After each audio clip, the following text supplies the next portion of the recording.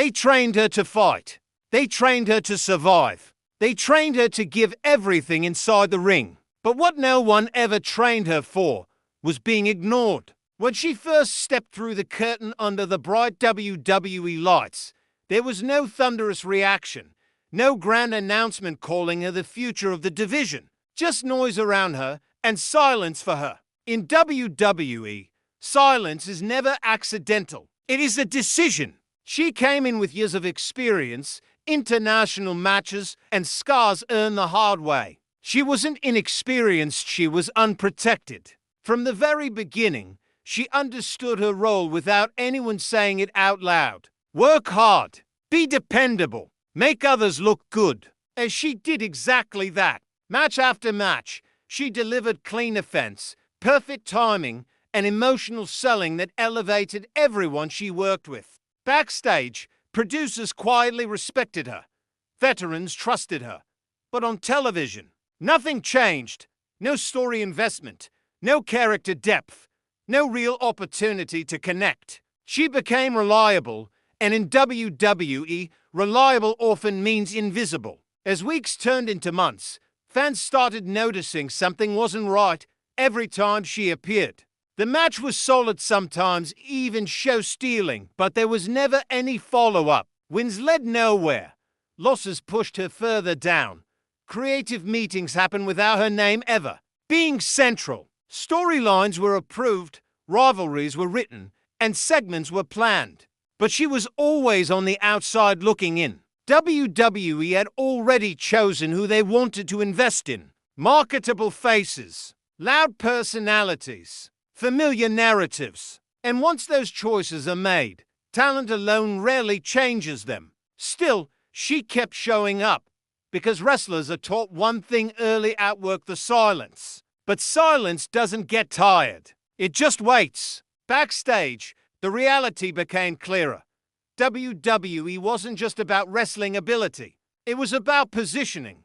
Being seen mattered more than being skilled. Speaking up in the right rooms mattered more than performance. She didn't belong to any power circle.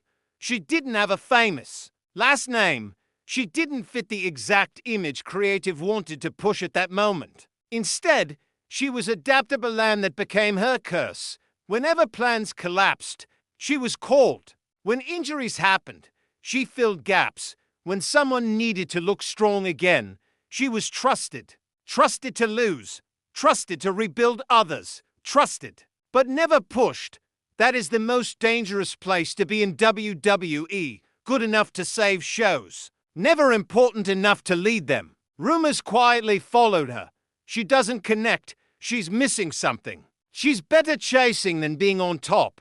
None of it matched what fans saw in the ring. Her entrances were shortened. Promos disappeared. Character development never came because no one invested the time. Meanwhile, others with less experience were protected, built up, and showcased. The message was subtle but brutal: you are useful, not essential. Many break under that pressure. Some complain, some leave, some lose themselves. She didn't. She trained harder, refined her offense, changed her presentation, and followed every unspoken rule WWE gives performers when they're told to be patient. But patience only works when there's a plan, and there wasn't. Momentum is everything in WWE, and she had moments that should have changed her career.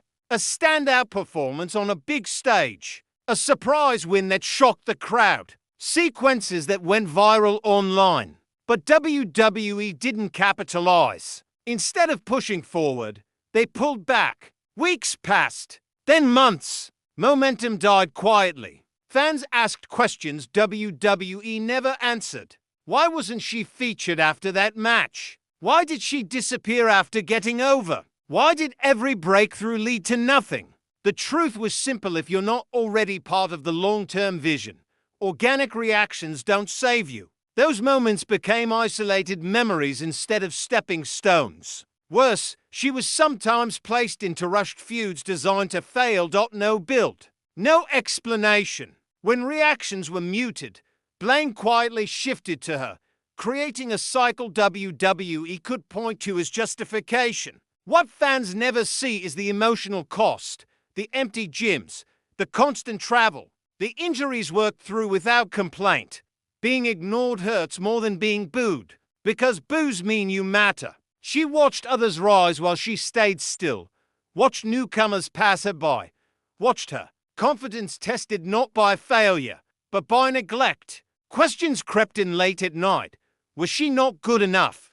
Was loyalty a mistake? We never answers those questions. Mental pressure builds slowly. Passion turns into routine. Hope becomes discipline. And still, she delivered every time she was called upon, believing opportunity was always won. Match away even when evidence suggested otherwise. The WWE universe felt it too. Online discussions grew. Fans noticed the pattern. Support existed. But WWE stayed silent, and silence, in this company, is always a choice. So why was she really ignored? Not because of talent, not because of effort, not because of reaction. She didn't fit the machine's preferred story. WWE favors predictability, familiar archetypes, and low risk. She represented something different, subtle, technical, emotionally grounded. In an era where extremes sell, subtlety is often overlooked. Timing worked against her as well. Roster congestion, creative shifts, changing priorities. Sometimes careers don't fail because of mistakes, but because they were inconvenient. But WWE controls booking, not legacy. Fans remember who worked hard, who made others better, who stayed professional even when overlooked. Her matches are revisited, her effort respected, her story discussed long after the silence. Sometimes, being ignored says more about the system than the wrestler. And sometimes, it proves it was worthy all along. Legends aren't always crowned under bright lights. Some are built quietly in the shadows, remembered by those who are truly watching.